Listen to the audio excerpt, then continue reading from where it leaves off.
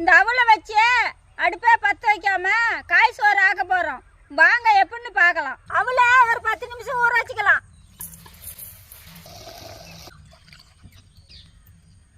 உருளைக்கிழங்கும் பச்சை பட்டாணியும் இந்துப்புல ஊற வச்சுக்கலாம். இந்துப்பு கொஞ்சம் போட்டுக்கலாம். உருளைக்கிழங்கும் பச்சை பட்டாணியும் அரை மணி நேரம் ஊறட்டும். ஊற வச்சா அவலை, ஊற வச்சா பச்சை பட்டாணி, ஊற வச்சா உருளைக்கிழங்கு, முந்திரி பருப்பு, மிளகாய் தூள், மிளகு தூள், தூள் உப்பு, நறுக்குன பெரிய வெங்காயம் எல்லாத்தையும் போட்டாச்சு. நல்லா கிளறிக்கலாம்.